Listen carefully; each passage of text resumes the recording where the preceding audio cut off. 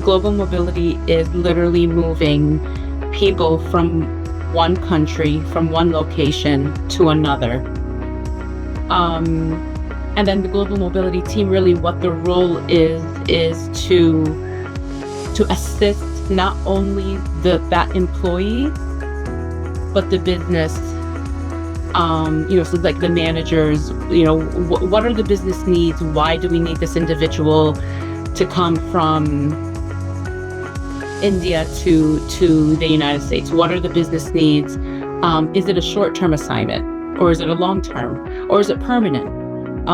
So really kind of seeing what those needs are, and then assisting the employee with the relocation package. What does that consist of?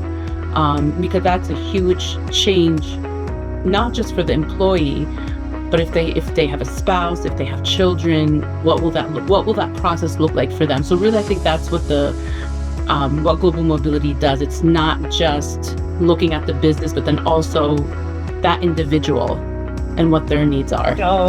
From a business point of view, global mobility is moving its workforce across borders to achieve organizational goals, and also to drive performance growth, and to leverage the diverse pool that is available on a global scale. For me, global mobility is supporting all the employees in a company that work cross borders, and we have different flavors nowadays.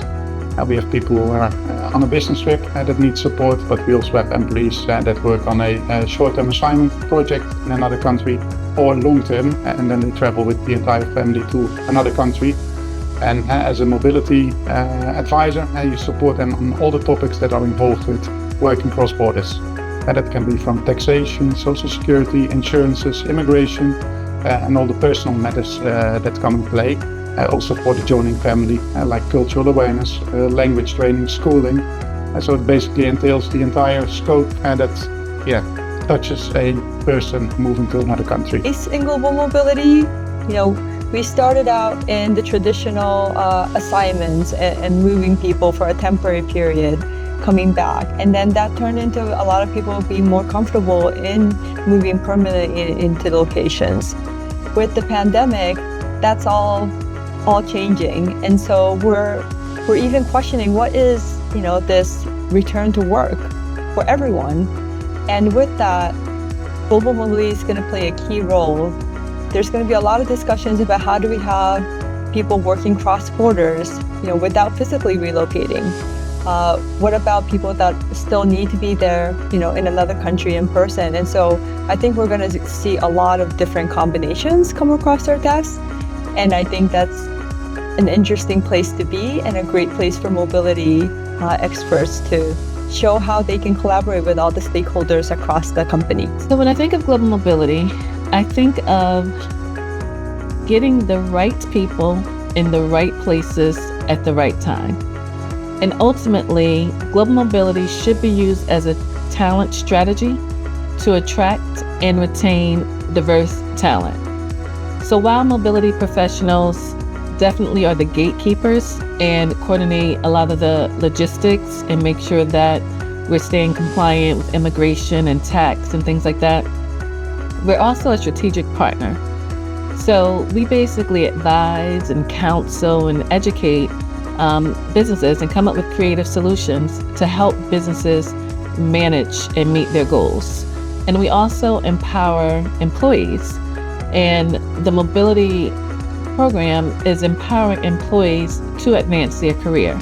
You will find that in a lot of global companies, global mobility opportunities is important for employees as it relates to their career advancement and growth. So I think it is actually important for the leader to understand what are the potential risks that will bring to the company in terms of the remote work, because the leaders, they are the ones who understand their team members well, and they will be able to assess whether a remote work should be approved or not.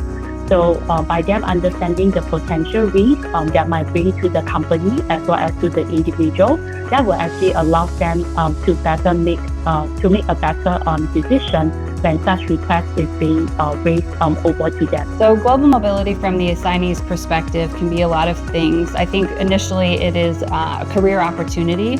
A lot of individuals take international assignments to expand their horizons, grow their careers, and have opportunities in different locations.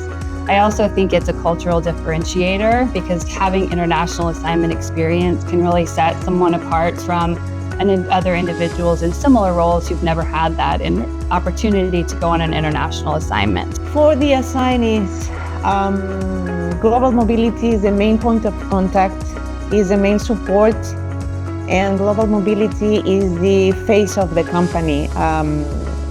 I don't see employees speaking about their transfer or any issues that they may be facing through the transfer with HR or with the manager, or I think along the process we become the main point of contact and the main support for the employees. So that's our main function when it comes to the employees. For employee, it's more like a question mark. I think global mobility is more like a question mark, mostly for the employee, especially for the ones that they don't have any kind of international experience in the company. So it's always a good chance to sit down and have a good conversation with the employee, just to explain the function, why we are there and how we are going to support them. So for the experienced employees, and when I say experienced, for international experienced employees, they know that the global mobility is there for them, just to support them and be there whenever they need them.